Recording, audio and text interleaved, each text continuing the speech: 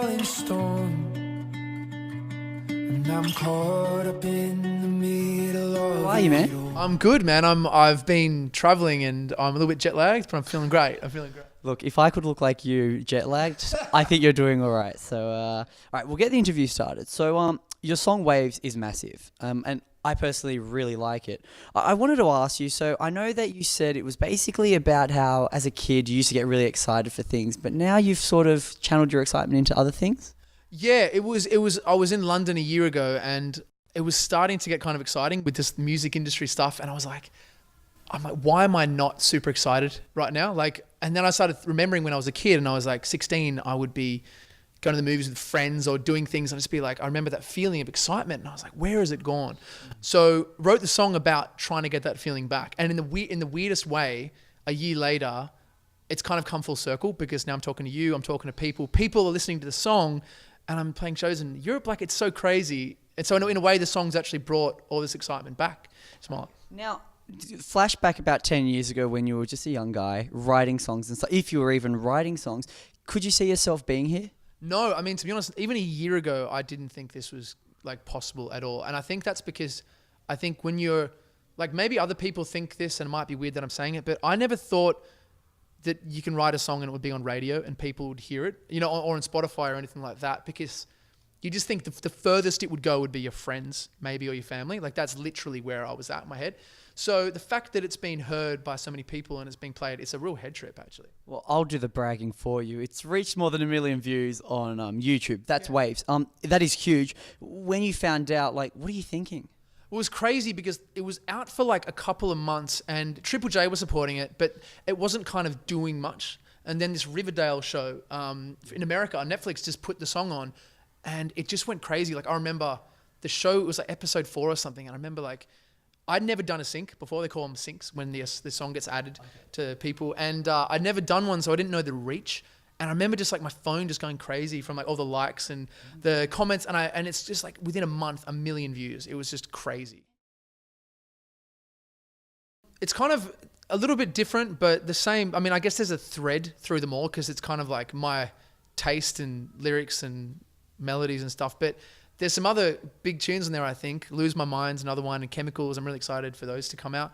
But yeah, it was really tough to choose the songs for the EP because there was like 100 like plus songs that I'd done like the last 2 years. So and I'm so obsessed with writing new songs that it was kind of like my manager and people were like, you have to slow down and choose the songs to put on the EP and finish them.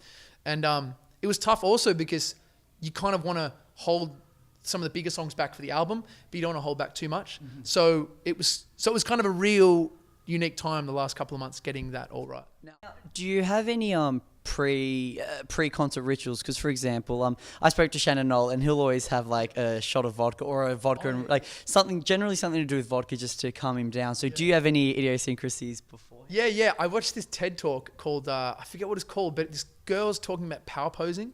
And apparently in this TED talk, she talks about when you have something important coming up, you're supposed to stand in the mirror and like put your hands up like this and like look at yourself like you're like, and it's supposed to boost your confidence or whatever. So, and I've been doing it before I play and I think it works. So I kind of just stare at myself in the mirror. It's really weird. Yeah. And sometimes I'll be in the dressing room and other people there. It's really awkward. But like I'll stand there and I'll just put my hands up and like it just makes you feel like you're like, I don't know. It just makes you feel awesome. And then it just kind of gives you this rush. So that's what I do. I don't know if it's working, but I think it is. Look, I mean, it's better you get a rush from that than other things. So totally. It's actually, it sounds like a good thing, right? Yeah, I haven't done the dry. I probably will get into that when it's like, but live is still sort of new to me. So I'm kind of like, I feel like if I drink before, would that affect the performance? Maybe. I don't know. Well, now, this is a question I ask everyone, Dean, so don't take it personally. But what was your first kiss like? I actually kissed the girl who was my crush in primary school.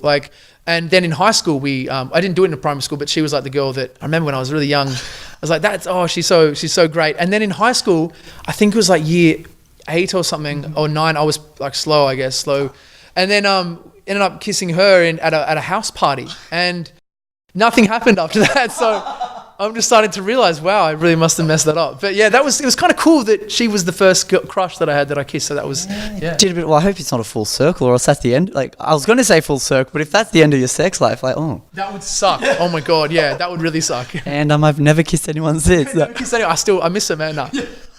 If you're listening. That's what Waves is actually, It Needs You Now is about her. That's what I wrote it about. Scruncher or folder? And I mean with toilet paper. Oh, I guess folder.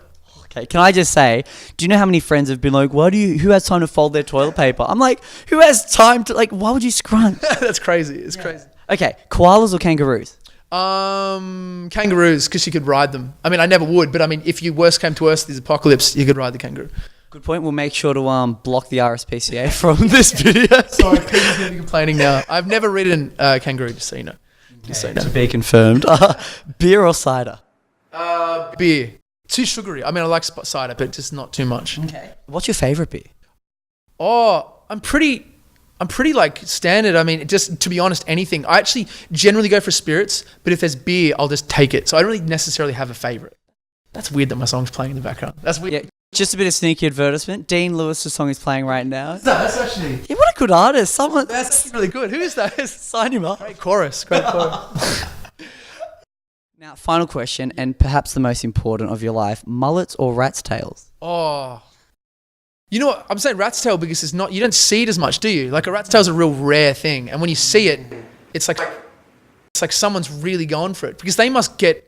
If you have a rat's tail, people must tell you all the time, like, why do you have a rat's tail? No disrespect if you do, but like you must, and you also have to have a lot of like confidence to rock it because.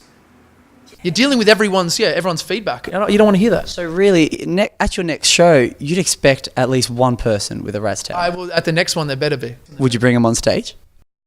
If there was a rat's tail, I would not. No, I wouldn't. I was going to say yes, and I was like, that'd be the most awkward thing. And I'm not good in those situations. It wouldn't be good. But I would. It'd be cool if I did, but I probably wouldn't. I'm going to try and get an army of rat's tails people to your GTM set. Dean, thank you so much for your time. Guys, Dean will be playing at GTM this year. And then if you're in London, May 21st, he'll be at the Aussie Barbecue. Dean, thanks so much for your time. And thanks for having me. That was really good.